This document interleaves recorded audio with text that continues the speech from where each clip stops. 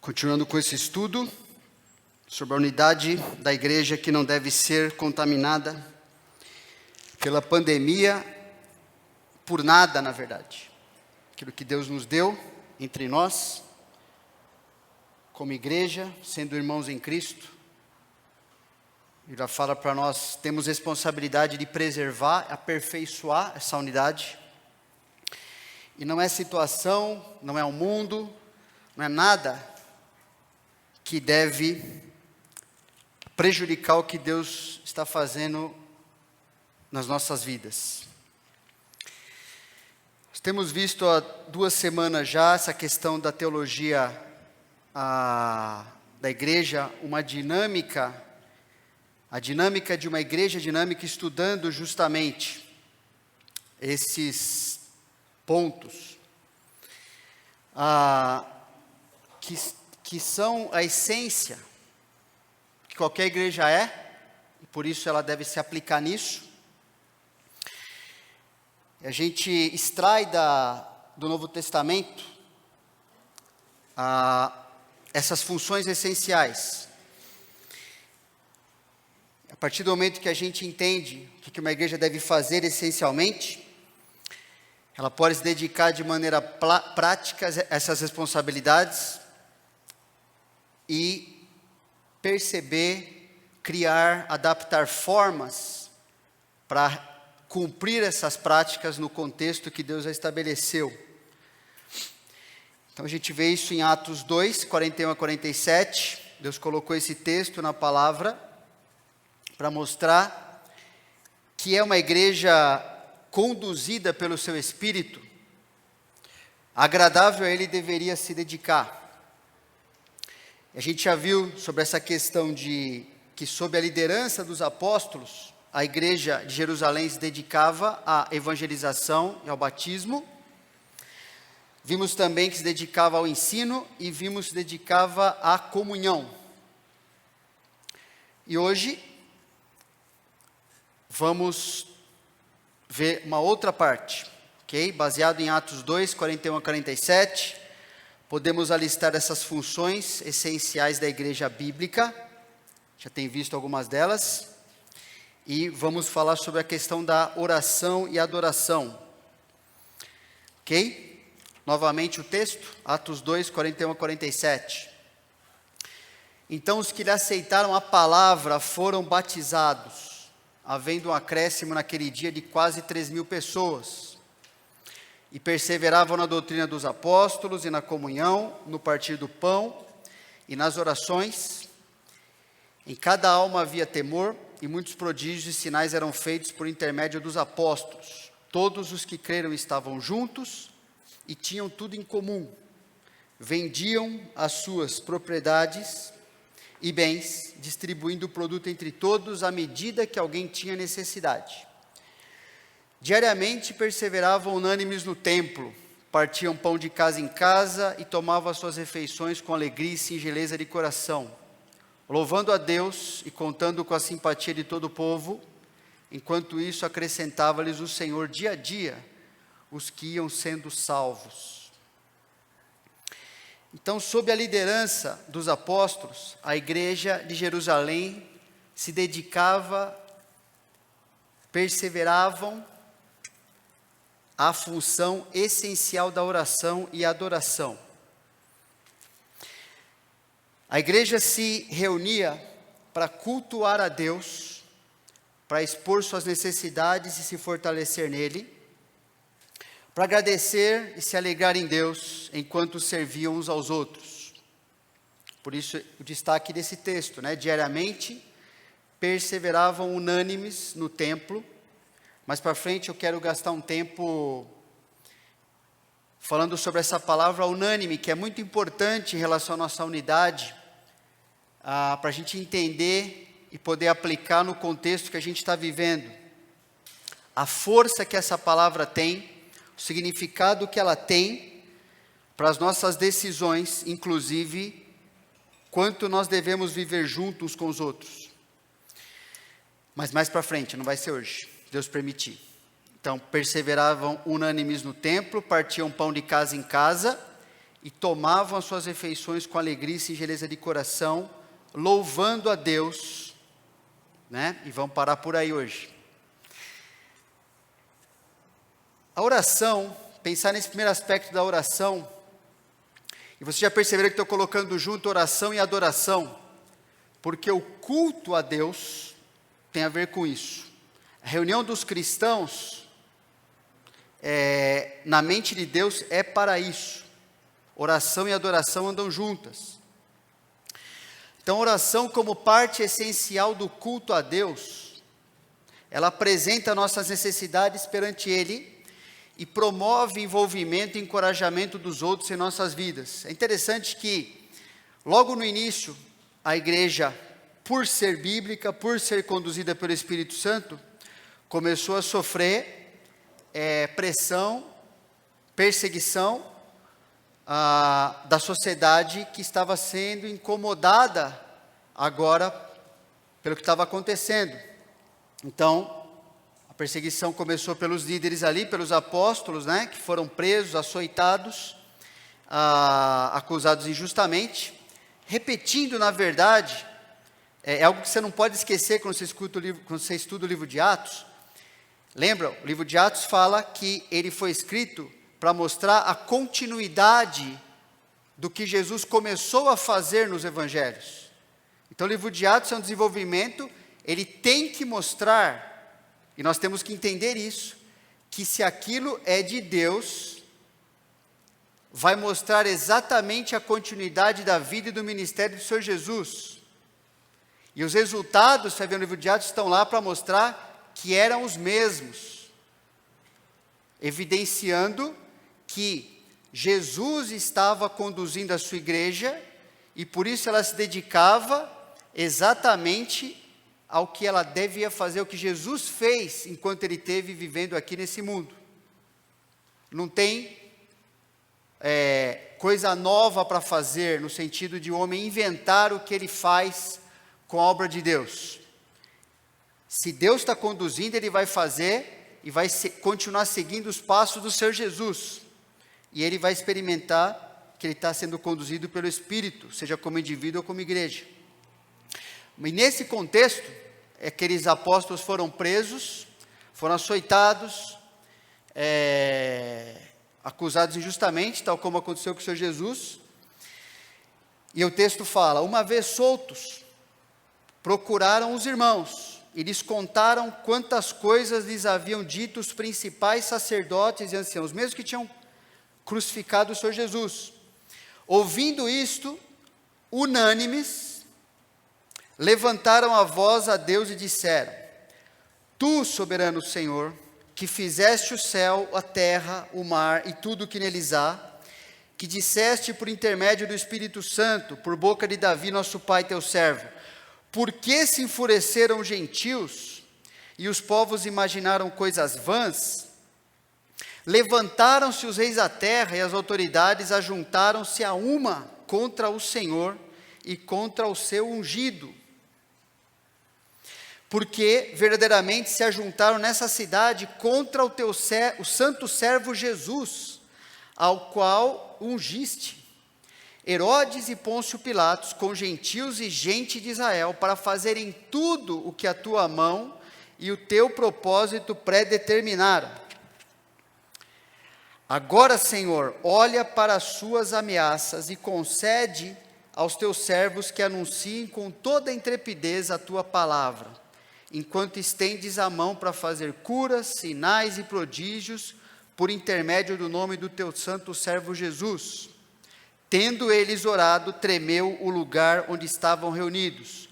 Todos ficaram cheios do Espírito Santo e com intrepidez anunciavam a palavra de Deus. Ou seja, como é que eles encaravam as situações ao redor, as perseguições, as opressões? Vamos falar com Deus, vamos buscar o Senhor, porque a gente percebe essa oração, a gente entende que o que está acontecendo é exatamente o que o Senhor falou que ia acontecer mesmo. Não tem novidade acontecendo, nada, né? Não tem, a gente devia estar preparado para isso. E o problema das pessoas da sociedade, seja naquela época, seja hoje, é que enquanto a palavra é pregada, enquanto a verdade é anunciada, pessoas vão se converter, e aqueles que não querem se submeter à palavra de Deus vão reagir de maneira negativa, vão querer suprimir a voz dos cristãos, para ver se conseguem, na verdade, suprimir a voz de Deus. E aqueles cristãos, percebe, eles não pediram, por favor, Senhor, faz com que a nossa vida aqui se torne fácil, que a gente não tenha nenhum problema. Ele fala assim, não, sabendo que no teu plano isso vai continuar acontecendo, nós pedimos que o Senhor não permita que a tua palavra seja calada, que a gente pare de falar, pare de viver como cristão. E eles estavam sofrendo por isso, pessoal. Sofrendo coisas que ninguém aqui, nenhum de nós, nunca passou nem perto de sofrer. Ok? Espero que Deus, na sua soberania, Ele sabe o que faz, mas espero que a gente não precise passar por isso para sermos fiéis a Deus, mas Ele sabe o que faz. E também espero que, se Ele, na sua soberania, no seu cuidado conosco, achar que nós precisamos disso, que nós possamos um dia fazer uma oração semelhante a essa, e experimentar a mão de Deus conduzir nas nossas vidas, para que a palavra continue sendo anunciada, porque a única coisa que muda uma sociedade é quando o coração de alguém muda, e o coração de alguém só muda quando ele se converte ao Senhor Jesus, não tem outro meio. A oração como parte essencial do culto a Deus, eles se reuniam e colocavam tudo ali diante do Senhor, suas necessidades, como é a forma melhor de Deus interferir na vida deles em tudo ao redor. Também a gente vê em 1 Timóteo 2,8 e Tiago 5, outros exemplos, Paulo encoraja ali Timóteo a instruir a igreja, que fala assim, quero, portanto, que os varões, os homens, orem em todo lugar, levantando mãos santas, não participando de passeata, que você levanta a mão assim, mas levantando a mão santa sem ira e sem animosidade. Não estou falando que para o cristão é proibido participar de passeata, mas tem que tomar muito cuidado, porque quando você faz isso, geralmente você não está fazendo assim, você está fazendo assim. Isso Deus não tem nada a ver com esse tipo de comportamento. É melhor a gente orar. Isto é poder de Deus que pode acontecer e mudar uma sociedade. E esse contexto aqui, 1 Timóteo 2, está falando justamente de orar pelas autoridades, pelos reis, todo mundo que está investido de poder. Falar com Deus sobre essas pessoas, sobre o que eles podem ou não fazer, falar com Deus e ter uma atitude cristã, isso é um trabalho muito mais digno, e há muito mais poder nisso, do que qualquer coisa que o ser humano pode fazer, sendo movido por um movimento ou por outro, ok? Deus mostra isso para nós, é Deus que pode mexer no coração dessas pessoas. Tiago 5, 13 a 16 fala, é outra questão de necessidade, onde a igreja se reunia, onde pessoas ali sabiam o que estava acontecendo umas com as outras, e oravam. Está alguém entre vós sofrendo? Faça oração. Está alguém alegre? Cante louvores. Está alguém entre vós doente? Chame os presbíteros da igreja, e estes façam oração sobre ele, ungindo-o com óleo em nome do Senhor. E a oração da fé salvará o enfermo, e o Senhor o levantará. E se houver cometido pecado, ser-lhe-ão perdoados. Confessai, pois, os vossos pecados uns aos outros, e orai uns pelos outros para seres curados. Muito pode, por sua eficácia, a súplica do justo. A igreja primitiva entendia que isso era muito importante. Nas reuniões, era isso que acontecia. Havia a questão de compartilhar as suas necessidades, uns com os outros, se envolver na vida uns dos outros, se envolver com pecado, que o outro precisa que você ajude ele a crescer, orar um pelo outro. Enfim, isso é vida comunitária, né? Uma vida comum, né? Vida onde não é isso, assim, onde há um distanciamento dessa realidade, os cristãos estão experimentando muito pouco da vida do Senhor Jesus fluindo entre eles. Ficam mais sozinhos, ficam mais tentando enfrentar as coisas de maneira individualista e deixam de experimentar o poder de Deus que Ele deu à igreja para que houvesse esse tipo de ministério uns com os outros. Então, a oração a igreja primitiva considerou a oração essencial, pois entendeu que só na dependência de Deus é que conseguiria viver a sua essência, que é discípulos que fazem discípulos em qualquer situação. A igreja entendeu que não dá para caminhar nesse mundo sem depender de Deus, e a oração é a maior demonstração que a gente depende de Deus. Normalmente o que acontece, a nossa natureza, ou o resquício da nossa natureza pecaminosa, faz com que aconteça algum problema, alguma situação, a gente começa primeiro a interpretar conforme o nosso pensamento, e agir conforme o nosso próprio poder. Aí quando a gente percebe que a coisa continua desmoronando, a gente fala, vou orar a Deus. Mas a gente aprende na Bíblia que isso devia ser o contrário. Falar com Deus, antes de fazer, de ficar pensando de ficar lutando na sua cabeça, no seu coração, devia ser a primeira coisa. Porque isso já nos ajuda, quando você fala com Deus, você começa a colocar aquela situação na perspectiva de Deus. Você começa a lembrar de princípios de Deus. Você começa a acalmar teu coração, não ficar agindo de maneira afoita e precipitada, né? Então, isso deve ser a primeira coisa.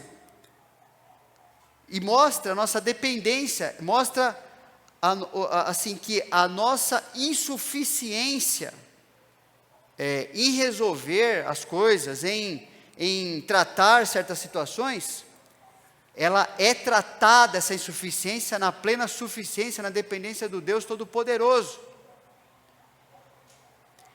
Paulo, a gente sabe, alguém que tinha bastante experiência em pregar o Evangelho, em viver a vida cristã de maneira madura, né? Mas o que ele mostra para nós nesse trecho?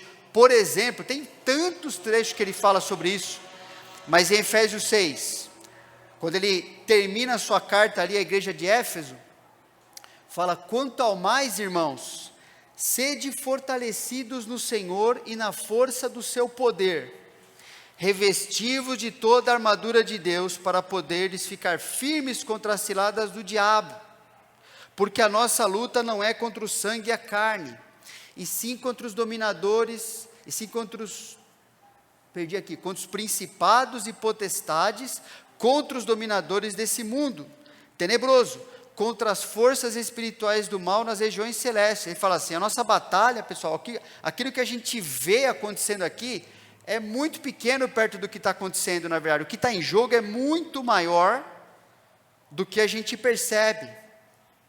A gente acha, quando acontece alguma coisa, que tudo que aconteceu é o que eu vi, é o que eu enxerguei. Puxa, uma situação lá que, nossa, aquilo parece não ter importância. É porque a gente perde muitas vezes a visão bíblica de que há uma batalha o tempo todo, entende? Em coisas que a gente acha muito trivial. Esse trecho aqui de Efésios 6 está sendo colocado ali como encerramento da carta, depois que Paulo explica tudo o que acontece no relacionamento na vida cristã. Né? Por exemplo, quando ele fala de casamento ali, quando você ou eu, a gente não está vivendo de maneira como devia no nosso casamento, ou ele fala na criação de filhos, ou ele fala no relacionamento patrão-empregado, ou fala na questão entre um com o outro, não pensa, Efésios 6 está nos ensinando que a gente não pode acreditar, ser ingênuo, de achar que aquilo é simplesmente algo, porque realmente eu tratei mal, porque aquilo, não, rapidinho a gente resolve. Existe um mundo espiritual tentando fazer com que você fracasse nessas coisas. Existe todo um movimento do diabo, da sociedade, que ele usa, de pessoas até na igreja que se aproximam de você com um discurso bonito, mas o coração está longe do Senhor, usados muitas vezes pelo inimigo, para que todas as funções da sua vida, elas vão por água abaixo, que você desista de viver a vida cristã, que você largue sua arma no combate, se renda à sua carne, ao mundo. Então, obedecer a Deus, seguir princípio da Bíblia, é uma luta. Não é aquela besteira que os cristãos inventaram de, não, batalha espiritual, o negócio fica lá, assim, tentando metralhar o invisível, nada disso. O texto está falando de Efésios 6, é dentro do que é visível, da vida cristã normal. Ali que é o contexto de tudo isso aqui, dessa batalha espiritual. Pessoal, é fácil eu subir no monte lá e ficar achando que eu estou metralhando o demônio. Para que serve isso aí?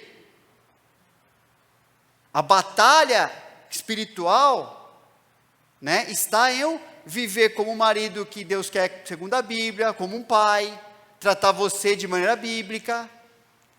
E a gente pode achar, não, isso aqui é o meu jeito, isso aqui não. Tem todo um movimento para que você não faça isso, para que você seja rebelde, eu também. E aí Paulo fala que a nossa luta é isso que envolve essas coisas. E ele fala no versículo 18, com toda oração e súplica, orando em todo o tempo no Espírito, e para isto vigiando com toda perseverança e súplica por todos os santos. A gente acabou de orar aqui, como é que aquele irmão, aquela irmã no Paraguai vão poder fazer seu ministério? Nós participamos aqui em oração em relação a eles. Isso não é de mentirinha, isso é verdade. É assim que Deus faz as coisas, Ele escolheu desse jeito. E também por mim, olha Paulo, quero grande experiente nessas coisas. Orem também por mim, para que me seja dada no abrir da minha boca a palavra, para com intrepidez fazer conhecido o mistério do Evangelho, pelo qual sou embaixador em cadeias, para que em Cristo eu seja usado para falar como me cumpre fazê-lo. Pessoal, se Paulo pediu para orar por ele por isso, imagina nós. Você orou essa semana para ser ousado para falar o Evangelho para alguém? Eu orei, vamos pensar nisso. Posso ter orado por um monte de coisa, percebe? Você também. Mas Deus quer que a gente se concentre na essência de ser cristão. Viver como cristão e falar de Cristo para os outros, mostrando como Ele está transformando a nossa vida. Isso é a coisa mais difícil de fazer, pessoal. Não tem nada mais difícil disso aí. Por isso, muita oração é necessária. Para fazer isso do jeito de Deus, Paulo falou, tem que orar. Porque senão você não vai fazer. Nossas orações demonstram o que mais importa para nós. É ou não é?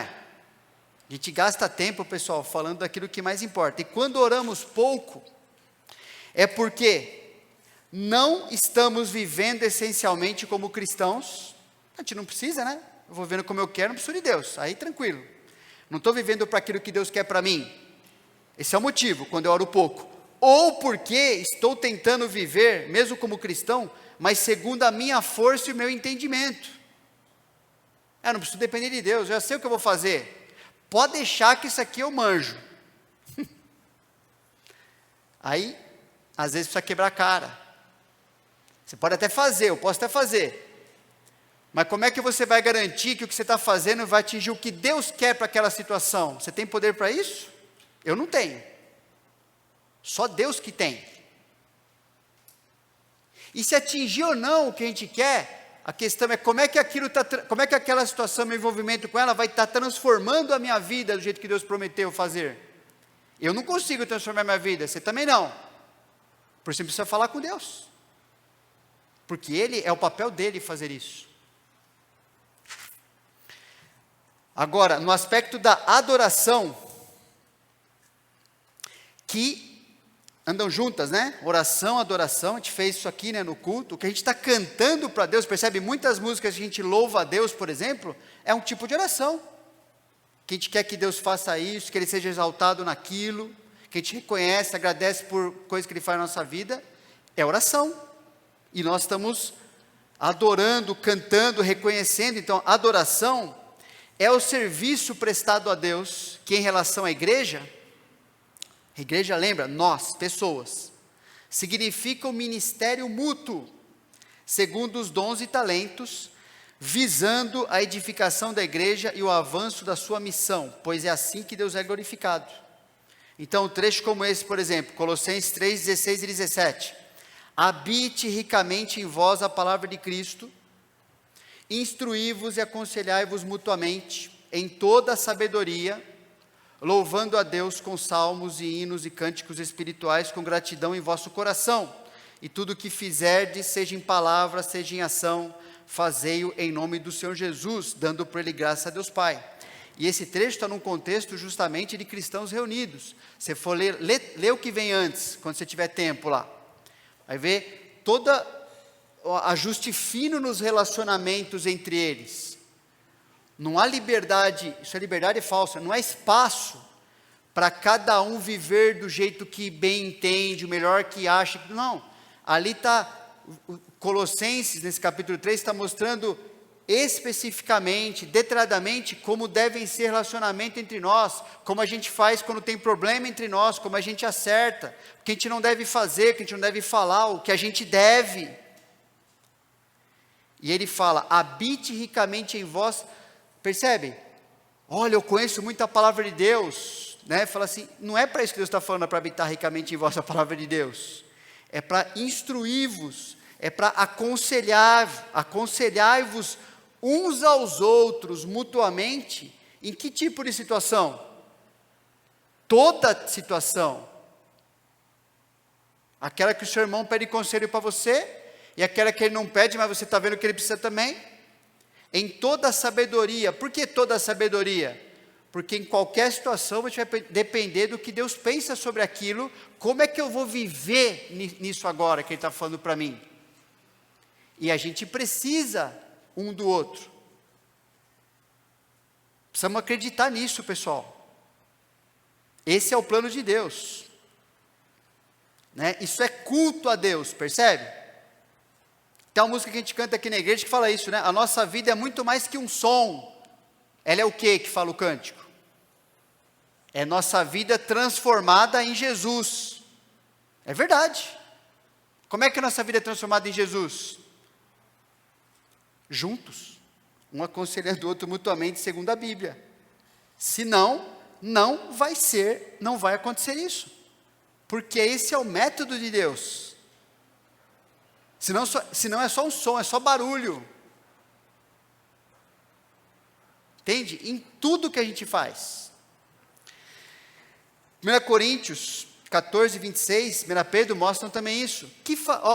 Uma amostra, né? Para a gente dar é como se a gente estivesse olhando lá, dar uma bisoiada, né? Atrás da cortina ali da igreja de Corinto. Como é que era o culto daqueles irmãos? Que fazer, pois, irmãos? Paulo está corrigindo uma visão do culto ali, da adoração. Quando vos reunis, você está junto, isso é culto. Um tem salmo, outro doutrina, esse traz revelação, aquele outra língua, ainda outra interpretação, seja tudo feito para edificação. Tudo que é feito, eu tenho que saber se o que eu estou fazendo, qualquer coisa, qual é a minha participação no culto, em adorar a Deus. Eu tenho que saber, ter certeza de que o que eu estou falando, o que eu estou fazendo, como eu estou agindo, reagindo, está te ajudando a ser mais parecido com Jesus, está edificando a sua vida. Por quê? Porque é isso que Deus falou que tem que ser o culto. O culto não é simplesmente a gente sentar e ficar assistindo alguma coisa. A gente precisa, de alguma forma, cada vez mais resgatar a visão de que culto a Deus, adoração, só acontece de maneira participativa. Eu ofereço algo a Deus. Agora, isso acontece aqui na igreja, graças a Deus, né? Vários irmãos estão lá em cima, por exemplo, agora, nesse momento, ensinando os nossos filhos, né? Para que a gente possa participar de uma outra forma aqui do culto, nesse momento. Ontem foi feito um trabalho aqui, né? Mutirão. Vários irmãos vieram aqui, trabalharam para quê? Para que a gente possa ter um ambiente melhor para estarmos juntos. Imagina, se tiver tudo lâmpada queimada, não der para ficar todo mundo desconfortável, não tiver água aqui para beber, imagina. Vai ser mais difícil. Edifica essas coisas? Sim. Porque a preocupação é como é que isso vai ter impacto na vida das pessoas, da igreja. Tudo fazer para edificação. Tudo fazer para alcançar a missão. A igreja precisa avançar na missão que ela tem. 1 Pedro fala, servir uns aos outros conforme cada um, percebe? Não é só os especialistas, cada um conforme o dom que recebeu, como bons dispenseiros da multiforme graça de Deus. Se alguém fala, fale de acordo com os oráculos de Deus, com a Bíblia. Se alguém serve, faça-o na força que Deus supre, para que em todas as coisas seja Deus glorificado, por meio de Jesus, a quem pertence a glória e o domínio pelos séculos dos séculos. Amém. Quando uma pessoa do corpo deixa de fazer o que ela deve, seja no ministério que tem a ver mais com instrução, seja no ministério que tem a ver mais com serviço prático, no sentido de mão na massa, né? A graça de Deus não está sendo vista, não está sendo experimentada de uma forma que ela seria se aquele irmão ou aquela irmã estivessem funcionando como Deus quer. Você está roubando o privilégio de alguém experimentar a graça de Deus quando você não serve com a sua vida, com os seus dons, com os seus recursos. Você está negando ao outro o que você mais pede a Deus, que é a graça dele. Entende? É isso que Deus está falando.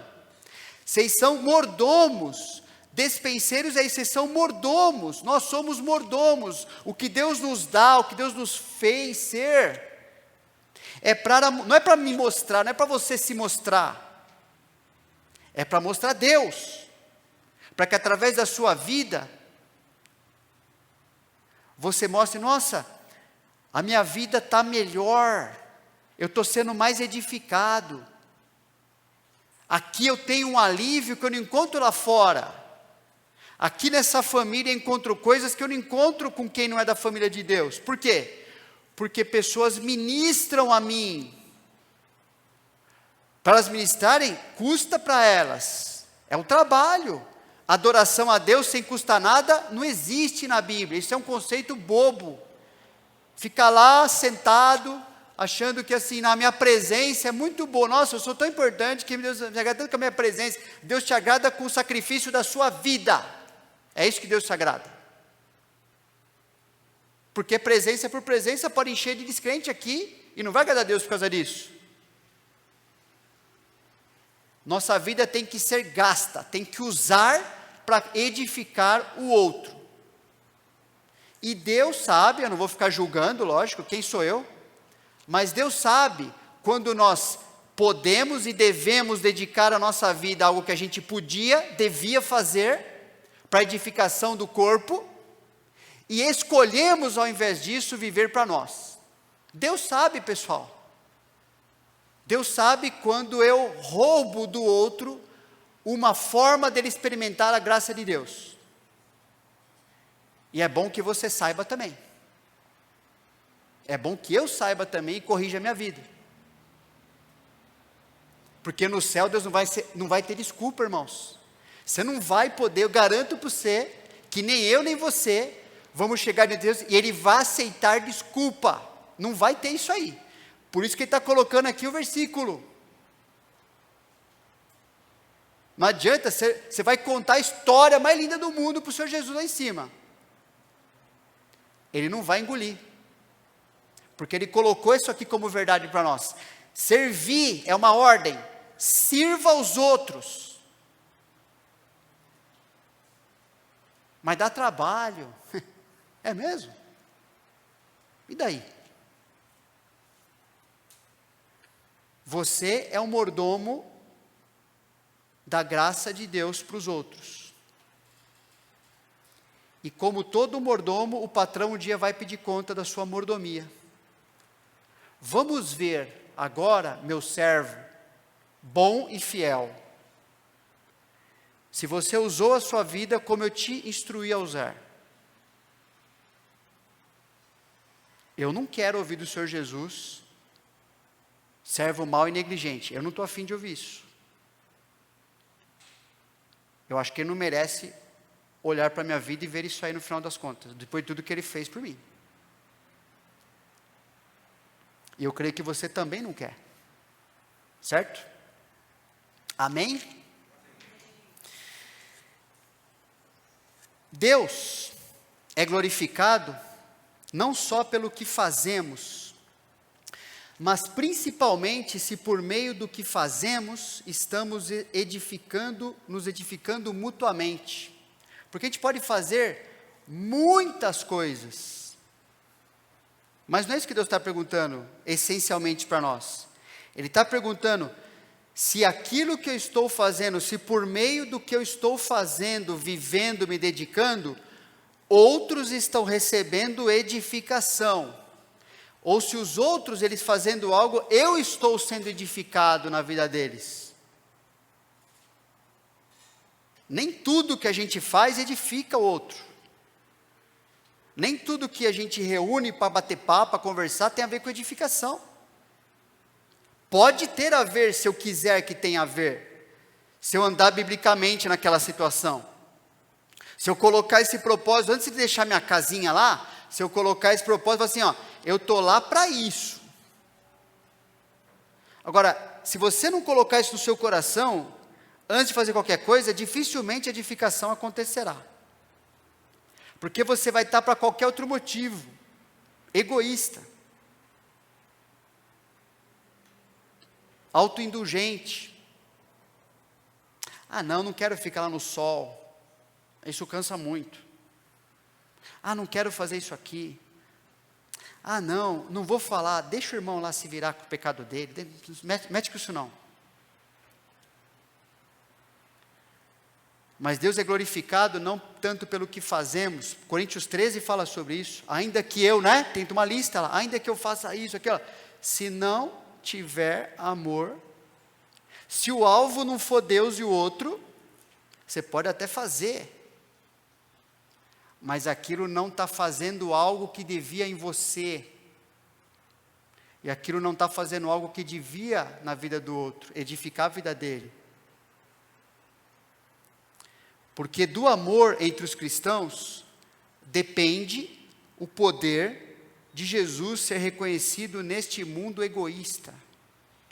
Deus escolheu, na sua soberania, na sua sabedoria infinita, que nós, mesmo imperfeitos, irmãos, mas que nós seríamos a demonstração visível, prática, de que Jesus amou esse mundo. Ele escolheu mostrar para o mundo isso, mostrando que assim, o mundo egoísta tem uma alternativa. É os cristãos vivendo em amor uns com os outros, dedicando cada vez mais a vida uns para com os outros. E Deus falou: se fizer isso, nisto conhecerão todos que sois meus discípulos, se tiverdes amor uns com os outros. As pessoas podem até espernear, achar outro motivo, mas se elas enxergarem uma igreja que se dá um para com o outro, que ministra de maneira edificante na vida do outro, Deus falou: eu vou fazer essas pessoas conhecerem que vocês são meus discípulos. Em outro trecho, Jesus fala: eu vou fazer essas pessoas conhecerem que eu sou o Salvador do mundo, por vocês viverem parecidos comigo. Eu vou fazer isso, as pessoas conhecerem isso aí. Então percebe a responsabilidade que nós temos na mão. E percebe o privilégio que nós temos na mão. Livro de Atos. O que Jesus começou a fazer, a igreja continuou fazendo. E nisso está ela glorificar o Senhor. Não vou pregar tudo o que eu tenho aqui, só cheguei na metade, que o tempo já foi. Vamos orar para encerrar. Senhor Deus, te agradecemos porque o Senhor nos amou de maneira completa. Custou tudo para o Senhor fazer o que o Senhor fez por nós. Pedimos que isso nos motive a nos dedicarmos, em primeiro lugar, ao Senhor, depois uns aos outros, e as pessoas que ainda não conhecem o Senhor, para que elas vejam o teu amor nas nossas vidas e para com elas também. Que nossa vida seja este culto, que não se resume ao dia de domingo. Esse culto se estende na semana, em tudo que a gente faz, em tudo que a gente dedica nosso tempo, nossos recursos, os nossos talentos, os nossos dons. E as pessoas podem enxergar que nós somos um povo satisfeito, feliz, não em viver para nós mesmos, mas em viver para o Senhor. Nisso está a nossa vida verdadeira. Te agradecemos porque o Senhor nos mostrou o caminho de maneira perfeita. Em nada o Senhor se poupou para que nós experimentássemos a realidade do seu amor. Nos ensina cada dia a vivermos assim. Te pedimos isso em nome do Senhor mesmo. Amém. Só um lembrete, colocar por favor todas as cadeiras naquele canto para